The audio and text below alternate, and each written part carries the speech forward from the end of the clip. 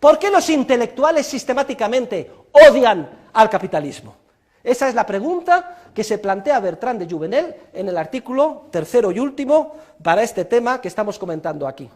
Y esto es una constante, además, de la historia. Ya desde la antigua Grecia, los intelectuales más distinguidos, empezando por Sócrates y terminando por Platón, incluso incluyendo al propio Aristóteles, veían con recelo, si es que no odiaban a muerte todo lo que oliera a actividad mercantil, empresarial, artesanal o comercial. Y hoy no tengan ustedes ninguna duda, desde los actores y actrices de cine, todos completamente contrarios a la economía de mercado. ¿Y para qué hablar de la mayor parte de los intelectuales que plasman su labor creativa en obras literarias? Generalmente también en contra de la economía de mercado y del capitalismo, todos ellos contrarios al proceso de mercado, todos ellos socialistas, todos ellos de izquierdas. ¿Por qué? ¿Por qué es esto?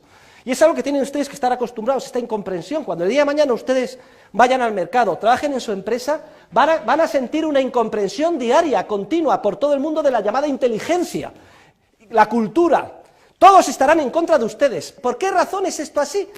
Se plantea Bertrand de Jouvenel y desarrolla un artículo precioso explicando las razones por las cuales el intelectual generalmente, y salvo honrosísimas excepciones, está siempre orientado en contra del proceso de cooperación social basado en el mercado.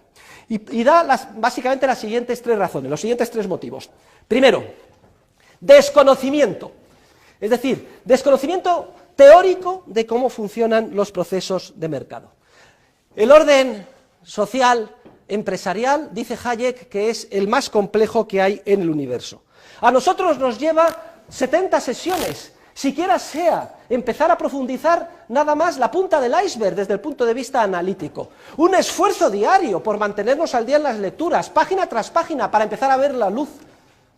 Pues bien, este trabajo deliberado de análisis para comprender cómo funciona el proceso espontáneo del mercado, que solo puede proporcionar la teoría económica, por desgracia, brilla por su ausencia en la mente de la mayor parte de los intelectuales. Los intelectuales se dan muchísima importancia.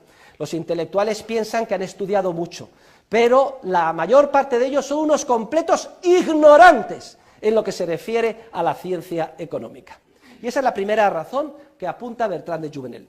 La segunda razón que mencionas se refiere a la soberbia del falso racionalista, a la soberbia del intelectual. El intelectual piensa que sabe mucho más que el resto de sus conciudadanos, porque ha estudiado muchas carreras, o es una persona muy refinada que ha leído muchos libros, porque va a muchas tertulias, porque se presenta a premios, es la persona más inteligente, se cree el más listo, y cae en el pecado fatal de arrogancia o soberbia con gran facilidad, hasta el punto de que piensa que está más legitimado que nosotros mismos para decidir qué es lo que tenemos que hacer.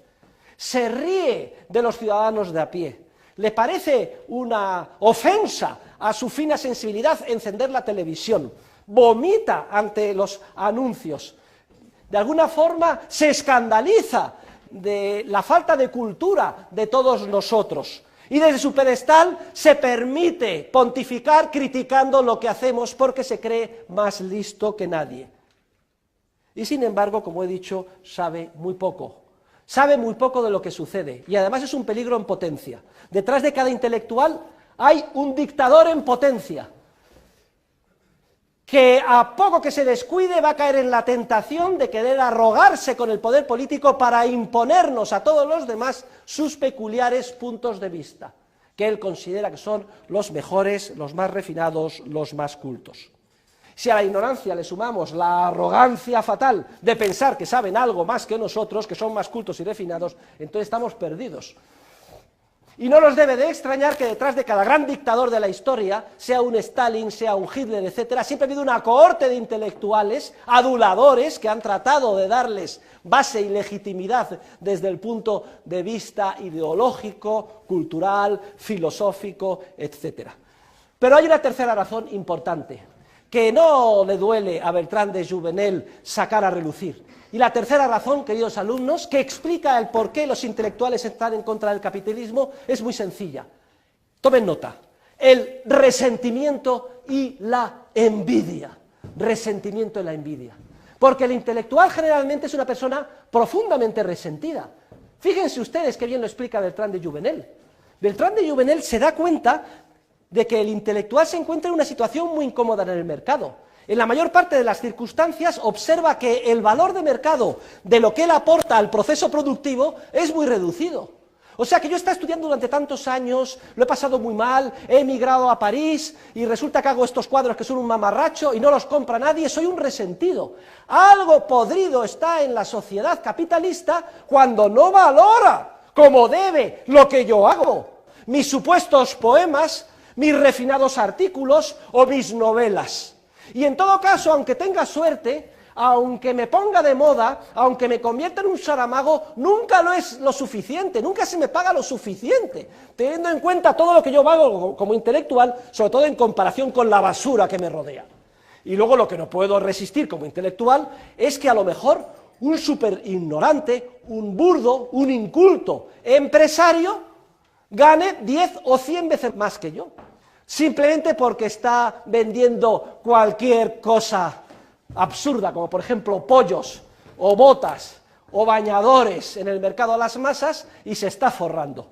Esa es una sociedad injusta, dice el intelectual. A los intelectuales no se nos paga lo que valemos, y sin embargo, a cualquier chiquilicuatre gana 100 o 200 o 1000 veces más que yo, simplemente porque se dedica a producir algo que las masas incultas demandan. Resentimiento y envidia. Y somos humanos, queridos alumnos. Si al resentimiento de la envidia, que tenemos que entender en estos términos, le añadimos la soberbia y a eso la ignorancia, no nos debe de extrañar que la cohorte de hombres y mujeres del cine, de la literatura, etcétera, y siempre dejamos a salvo las excepciones que pueda haber, siempre actúen de manera sesgada en contra del proceso empresarial del mercado al que nos vamos a incorporar nosotros. Sean profundamente anticapitalistas, siempre se presenten como los adalides del socialismo, de la progresía, de la redistribución.